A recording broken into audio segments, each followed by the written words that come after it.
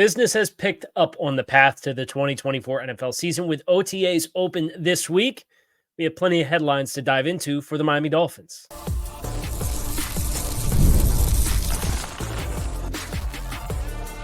You are Locked On Dolphins, your daily Miami Dolphins podcast, part of the Locked On Podcast Network, your team every day.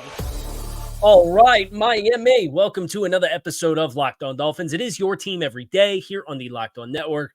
I'm your host, Kyle Krabs, a lifelong Miami Dolphins fan, host of Locked On Dolphins, co-host of Locked On NFL Scouting. You can find our shows on YouTube or wherever you listen to your favorite podcasts. Tip of the cap to our everydayers because it is your team every day. We don't just say it, we live it here on the Locked On Network. OTAs in-house this week, the Miami Dolphins. Not all the Miami Dolphins yesterday, but many of the Miami Dolphins were in-house for organized team activities and voluntary organized team activities at this point in time. So not a surprise that a handful and collection of the Dolphins' biggest household players for varying degrees of reasons were not in-house, but we got a Mike McDaniel press conference yesterday. We had several player availabilities that were available and some significant players and some significant talking points that came out of those player availabilities as well. So we're kind of going to run the gauntlet here and cover as much ground as we can about the things that are happening in Miami Gardens at Miami Dolphins 2024 voluntary OTAs. And we'll start with who was there and who was not yesterday for these voluntary organized team activities. The headlining player throughout all of this, thanks to a report at the end of last week, is quarterback Tua Tagovailoa. He was there on Monday. He was not there on Tuesday with a previously established conflicting agreement with Nick Saban's charity golf event. I believe Jalen Hurts was also at the event. And I actually thought that, say what you will about Chris Sims of NBC Sports and Pro Football Talk. I know he's been critical of Tua in the past.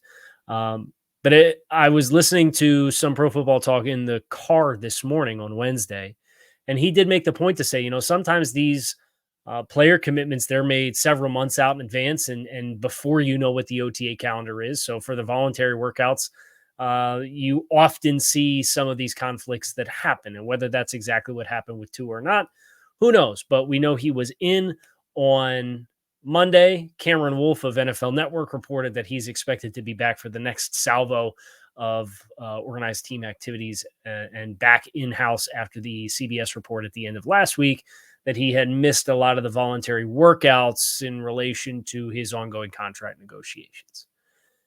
Also not present at OTAs yesterday included big names like Raheem Mostert, Tyreek Hill, Jalen Waddle, Teron Armstead, Jalen Ramsey, Kendall Fuller, OBJ, Jonnu Smith. So nice opportunity for some younger guys to continue to get volume of workload and reps. But obviously this is still very early stage off-season work, and it's May 21st. It was May 21st yesterday. Today, May 22nd, obviously. So you don't read too much into it when these things become mandatory. I think you do see have an expectation that everybody under contract with this team, whether they have ongoing contract negotiations or not, will be in-house. It's kind of my expectation. I don't see any of the contract negotiations being stonewalled to the point where a player would skip mandatory team activities and incur themselves fines with where this team is currently at. So worth acknowledging players that were and were not there. You did see guys like Bradley Chubb and Jalen Phillips in-house, and they had their jerseys on, but obviously not participating as they're making their way back from their own respective injuries. So I enjoyed hearing the perspective of linebacker Jordyn Brooks, who had a player availability after the session, talking about how these are voluntary, but they were mandatory for him. And you heard both him and Jordan Poyer talk about the importance of the reps and time on task, and as a new player coming in and getting to know your teammates, all of that weighing very heavily on their minds with their own respective decisions to be here and active at the start of voluntary OTAs And everybody obviously at different points. I think defensively, you consider um, the importance of getting onboarded onto a new scheme. And that was another thing that Jordyn Brooks talked about was there's a lot of calls and calls within the calls was the phrasing that he used that they're kind of getting settled on as they learn Anthony Weaver's terminology and his scheme and try to apply it. And there's a lot of turnover on the defensive side of the ball with Deshaun Elliott out and Jordan Poyer in and Jerome Baker out and Jordyn Brooks in and all the new names in the edge group that are going to be here. Shaq Barrett obviously not present and the veteran established pass rushers not partaking. Good for the young guys to kind of get their feet wet. A lot of new interior defensive linemen. That group in particular, at least for the first time in a long time, we've had the same scheme for 3 years in Miami. I think Adam Gase, 16 to 18, the last time the Dolphins had 3 years of the same offensive scheme. But even then, kind of the turnover on the coaching staff was, I think, a little bit more prevalent than what you have seen for the 3 years of the Mike McDaniel era. So that welcomed change hopefully softens the blow of a lot of the household names for the Dolphins not necessarily being in-house during some of these voluntary team activities. Now, we heard from Mike McDaniel, and Mike McDaniel, in typical Mike McDaniel fashion, was very entertaining, 20-minute coach availability ahead of the session on Tuesday. He talked about Tua Tagovailoa. He confirmed that Tua has not been here for portions of the offseason program to this point in time, but that he also has been present and around the team for some of the workouts. He made it a point to say he would not speak for Tua as it pertains to the reasoning that he was away from the team. We've heard from now several people, including Cam Wolfe and Chris Kaufman, that some of Tua's conflicts have indeed been centered around his travel for his private quarterbacks coach, John Beck, and getting his own individual quarterback work in and some of the travel that and logistics that's involved with here in South Florida, but they're on the West Coast. But Mike McDaniel also gave us what I thought was a really interesting quote on the team and their mentality of their roster as things currently stand. We're going to get into that next here on this episode of Locked On Dolphins. So make sure you stick with us. Wouldn't it be great if you could see all of your investment and retirement accounts in one place? With Yahoo Finance, you can consolidate your views from multiple accounts into one hub and have the expert analysis access that you need to tend to your entire portfolio with confidence. For more than 25 years, Yahoo Finance has been the brand behind every great investor. Whether you're a seasoned investor or looking for that extra guidance, Yahoo Finance gives you all the tools and data that you need in one place. It is the number one finance destination, providing a holistic look at the financial news cycle, including breaking news, original editorial perspectives, analyst ratings, independent research, customizable charts, and so much more. Securely link your brokerage accounts for a unified view of your wealth, including 401k and other investments. A comprehensive perspective is what sets apart great investors, and that's how Yahoo Finance ensures you have the right insights into your wealth in its entirety. With a community over 90 million users each month, their real strength is helping you on your way to financial success.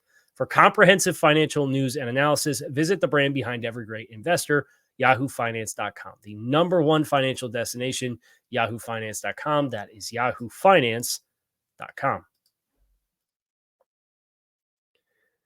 So Mike McDaniel was asked a bunch of things, but the one that stood out to me the most was he was asked about the Xavier Howard money that's coming off the books in a week and a half. June 1st, post June 1st money coming off $18 million. That is an exciting development for Miami in the midst of their opportunities to be aggressive and add more talent. And here's what Mike McDaniel had to say about the Dolphins and their frame of mind as it pertains to what is left to be done this offseason.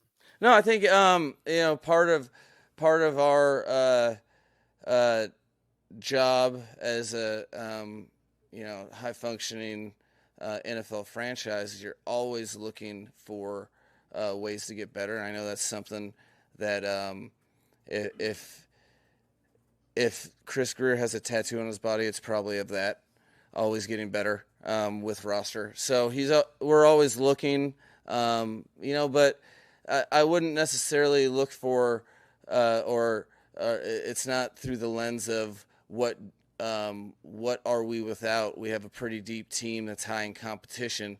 It's always balancing the stuff that we're able to do and what's out there, and can we improve our team. But as far as we'll never stop looking, but we're not on the hunt. We'll never stop looking, but we're not on the hunt. Is some of that coach speak? Maybe. Would not be surprised if some of that was indeed coach speak when you consider where this team is at several spots on the depth chart. I know our biggest perception is the need on the offensive line and the interior offensive line in particular. I think the tackle group is pretty stable with Teron Armstead and Austin Jackson and Kendall Lamb and a second-round pick. Patrick Paul added to that mix as well, and Keon Smith is a promising player. They've made some investments on the interior. I think we're all wanting for them to add more. There's a couple of veterans that are still out on the market that would and should be of interest to Miami, but I do think when you consider Jack Driscoll being a better interior player than tackle, but capable of playing potentially all 5 spots on the offensive line, that player being added to the mix, and Lee Meichenberg with his positional flexibility. And I know these aren't super sexy names and they're not particularly exciting names to invoke as potential starters. And your depth's going to be tested at some point when Isaiah Wynn goes down, because Isaiah Wynn hasn't played 16 games in like 5 years. So there is an understanding that the competition that you have in that room is a necessity, because more than 3 guys are going to have to play throughout the course of the season. And that's applicable for almost every team in the NFL, but for Miami specifically, they endured a level of instability on the offensive line last year that very few teams have experienced over the past 3 to 5 years. I mean, that's a fact. And some of that's what you signed up for with some of the players, but some of that was also some misfortunes for you that you're betting law of average wise, you won't have to be pushed to that same degree yet. So I appreciate what he's saying about the level of competition that this roster has. I think we look at the interior defensive line, certainly a competitive group. I think you look at the interior offensive line. I think it's a competitive group. I think it's still missing a top end of depth chart type of player, but it is a competitive group. I have some question about the depth of the safety room behind Jevon Holland and Jordyn Poyer. I know there's some big name safeties that are out there. I don't really get the sense that they're in the market for a big name player, but a third player who's capable of playing defensive snaps. Saran Neal and Elijah Campbell, their careers to this point have been more special teams type of guys. I'm still inclined to believe that that's a spot that they could kick some tires and look about adding a vet. I still think the interior offensive line amidst the competition is an area where they will be inclined to add a player. They've already added at wide receiver, right? And they've also got some players coming back that are a little bit of a mystery, including one of the better performers from yesterday's OTA, from all accounts that were there in-house, and that was Eric Ezukama. You heard just last segment, we talked about Jalen Waddle, Tyreek Hill, Odo Beckham. None of those guys were there. Who does that leave? Well, it's got guys like Braxton Berrios, who's back, and Eric Ezukama, who's one of the big wild cards of the group, making some impact plays. It sounds as though Jody Fortson has made himself quite the impression based on his OTA performance for the session yesterday that was available to the media with a couple of big plays down the field. That was a player that I wrote about for Touchdown Miami, Jody Fortson. And I'm paraphrasing here, but I did say in the midst of that post for Touchdown Miami, which is my long form written content on Substack. And this was 2 months, almost maybe 2 months ago. I wrote this. It's May 22nd. I'm not going to do the math. It's always a disaster. That I won't have the gall to tell you that Jody Fortson is a definitive solution for the Dolphins' tight end woes. But this is a player that's had varying degrees of blockades to him getting on the field, be it injury related or be it behind a really talented tight end room in Kansas City with obviously Travis Kelce, one of the greatest tight ends in the modern era of football, that are barricades that prevent you from living up to your potential. But on an annual basis, Jody Fortson was a really buzzy name in the summer. And he got some mild run. I think it was 2021, 2022. He was injured all of last year. That's a player who I think is a really nice wild card lotto ticket for the Dolphins to have as a potential. Do I think he could push Julian Hill um, and Tanner Connor and some of these guys for the tight end 3 spot? Yes, I do. Would I be surprised if he was the tight end 3 and made the roster? No, I would not. And then Julian Hill, is somebody really going to claim Julian Hill off waivers before you stash him on the practice squad based off of the game tape that he put on display last year? I'd be surprised there too. But the biggest thing for Jody Fortson is staying healthy. Well, he had a really impactful day yesterday from all accounts in person. I talked to 3 separate people that were there at the practice, and Jody Fortson was the name that all 3 of them brought up. Don't think that's a coincidence. Eric Ezukama also brought up from all 3 names. Devon Achane, also a name that was brought up consistently across the 3 players that I spoke with, or the 3 people that I spoke with, I should say, that were there as far as players. A lot of pass game utilization and multiplicity for Devon Achane, which I think is an exciting development for a player who obviously has these explosive elements in his game, but you want to find the right balance between his backfield workload and getting him the ball in space as compared to being somebody who's getting the ball in the backfield and having to deal with the wear and tear of being a traditional running back. You obviously added Jalen Wright to Raheem Mostert and Devon Achane as a 3-headed trio of backs. The more that Achane, I think, can be multiple in his usage, I think it's a win for Miami. Also got our second orange jersey, which of course is a Mike McDaniel tradition. This time of year and in training camp, they like to spotlight players for jobs well done by recognizing them, allowing them to wear an orange jersey at a session or a practice for what they've did as kind of the practice player of the day. And it was David Long for his work thus far in the offseason, and then Kader Kohu yesterday, which is a big win for Kader. Just to read between the lines, and he's getting recognized for something. This is a player with another scheme change and a lot of zone match and simulated pressures and fire zones. And Kader shined a lot in man coverage as a rookie. And I thought he struggled quite a bit with some of the ideological and systemic changes that this team experienced with a different scheme. And I don't think Kader's just going to have the luxury of lining up and playing man coverage in the slot like he did as a rookie. And for him to kind of have some positive momentum and get the orange jersey, it's obviously a player you're rooting for. The more players like that you can find and hit on, the better shape you're going to be from a roster perspective. And was encouraged to hear that Kader Kohu got some positive recognition from the coaching staff. We also heard from both Dolphins safeties yesterday, Jordan Poyer and Jevon Holland. And we're going to get into both of the things that they had to say, including some colorful choice of words from Jevon Holland as it pertains to Vic Fangio, as well as his own contract situation that is coming up next year on this episode of Locked On Dolphins. Stick with us.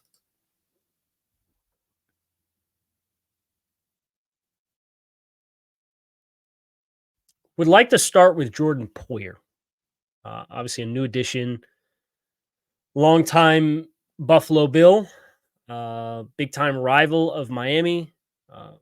Poyer himself said in his media availability he's been a friend of a lot of members of the team for the past several years. And I enjoyed hearing him. He was asked, wish I knew who asked the question so I could give them credit, but I don't know. But I do have the video from the Dolphins YouTube channel. We'll share a snippet here in just a second. He was asked about his perception of Miami from afar and how it's changed with him now that he's here.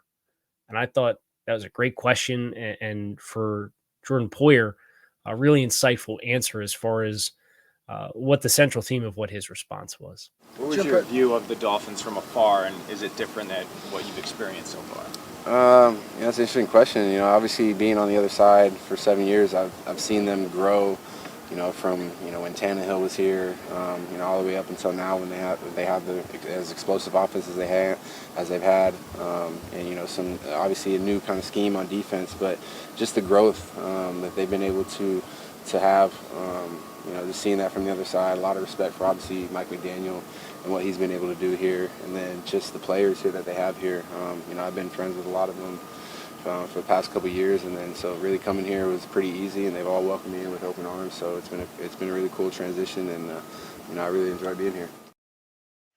So enjoy hearing from Poyer's perspective what has changed about the Dolphins, because obviously this has been a 5-year journey since 2019, and Poyer even referenced before that because he was a part of the early Buffalo build. It was something he also alluded to a little later in that media availability, talking about how when he first got there, Buffalo had the long playoff drought and what it was like for them to have the breakthrough. And he drew the parallel to that and being here in Miami with being on the precipice of playoff wins and division titles and the energy that's tangible around the team in the community that he feels, and excited to achieve those things with Miami. But hearing that from Jordan Poyer's perspective, the evolution of this team and the maturation of this team is the thing that they observe from afar with a division rival is kind of cool. It's kind of an affirmation of the journey that the Dolphins have been on. Obviously, there's further levels to tap into with what everybody hopes this team is capable of accomplishing. And players like Jordan Poyer and players like Odell Beckham joining players like Jalen Ramsey and Tyreek Hill as players that have been around the league and seen a lot and achieved it to complement the young nucleus that the Dolphins have. It's, I think, a testament to a few things. It's a testament to the team building approach of trying to collect more mature players to complement your nucleus. It's a testament to as you have more pillar players that you give big contracts to, players that are maybe more late stage players who are more ready for more ancillary roles in their individual careers as with a team, is a transition that you're ready to take on and have more of. And you're seeing that with Miami, and all of this is cyclical, right? And for Miami to be kind of in the middle of this life cycle, I would certainly say that to be true.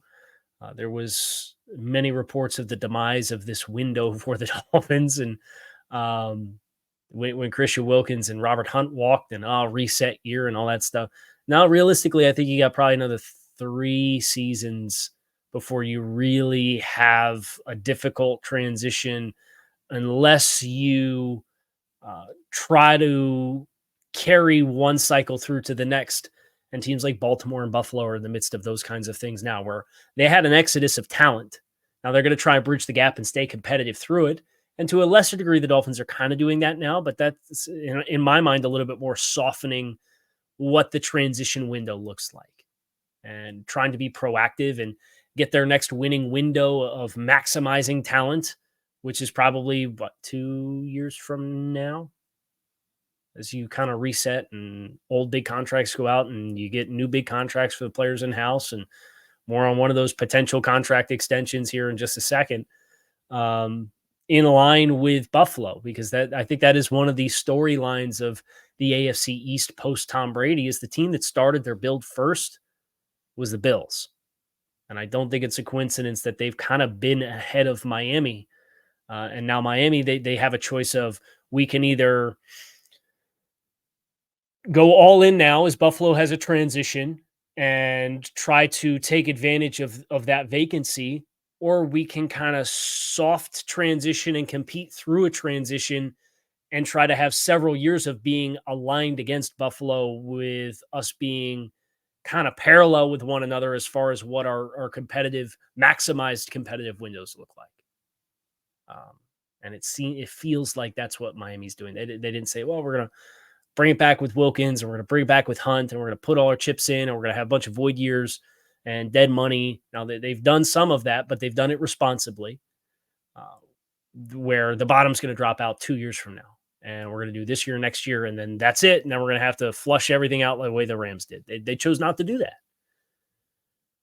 But one player the team is going to have to ultimately make some kind of a decision on at some point is Jevon Holland, and they have him under contract this year. And the good news for Jevon is he has received an adjustment to the 4th year of his rookie contract based on the playing time he's collected in the first 3 years. But he's still as a rookie contract player, a player who I think his skill and his ability and his potential impact surpasses the economics of him and what he's on the books for this year. And Jevon Holland was asked about it. And he was he was candid, but he was also humorful, and Jevon is a big personality. He kind of alluded to being on the back burner. He's like, look, if Tua's not getting his, I know I ain't getting mine. Right.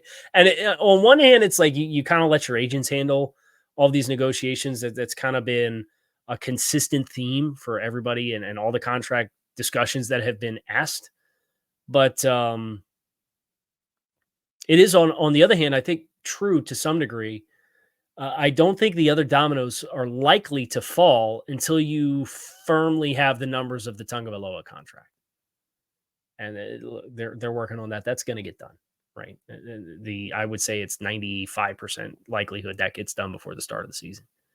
And if it doesn't, then perhaps that's when you would see the Dolphins do what they did last summer with the Wilkins negotiations, and a lot of stuff didn't get done because they were trying to get the big one done, and they ultimately didn't get the big one done.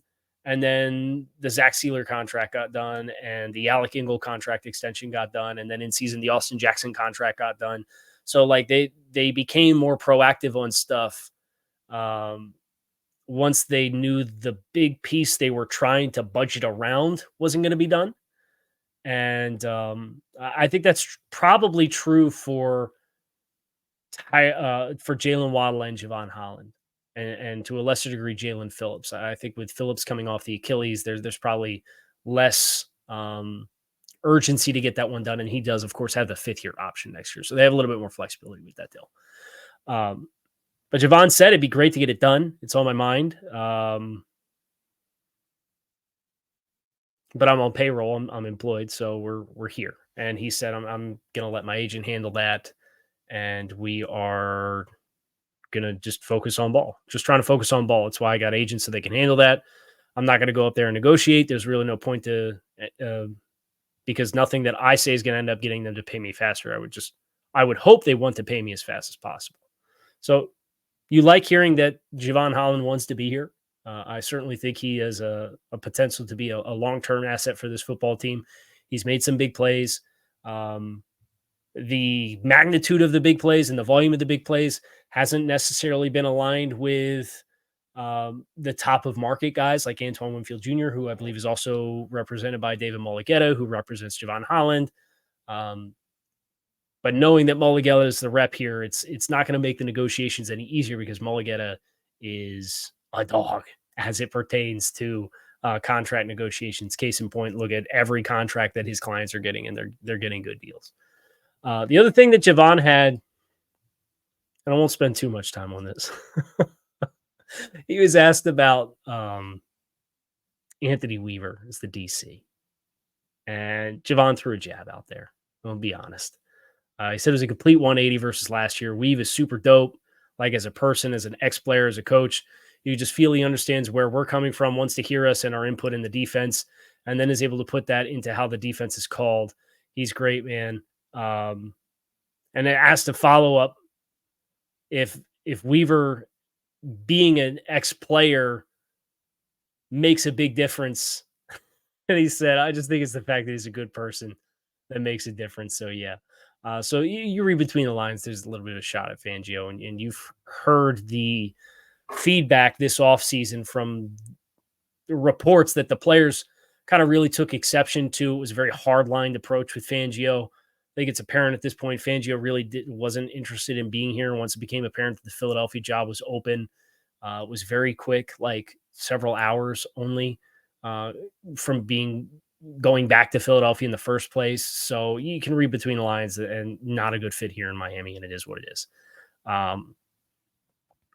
But I do think with this era of players, and you don't believe me, just listen to the tone up in Foxborough right now when Juju Smith-Schuster is telling reporters, just waiting to get a locker room. The vibes are a lot better. And Keon White, the second round pick last year out of Georgia Tech, is asked about what's going on. He says, yeah, we don't have Belichick cussing us out all the time.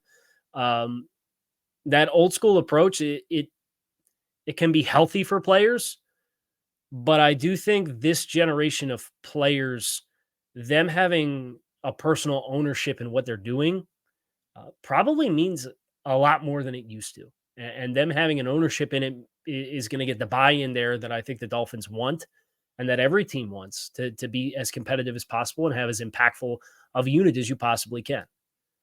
And I don't think it's a coincidence that Mike McDaniel, with who he is, has brought about that change. But that's also where I think players like Jordan Poyer and Odell Beckham and Jalen Ramsey, their influence can be very helpful in finding the right chemistry and balance of the room and the unit as a whole. So that's OTAs right now. We're back. For now, we're back. It's at least short-lived, but at the same time, you welcome any and all headlines that you can possibly get. But that's going to do it for this OTAs recap here for the Miami Dolphins here on Locked On Dolphins. It is your team every day. You can find us on YouTube or wherever you listen to your favorite podcast. Make it a great rest of your day. I'm out of here. Fins up.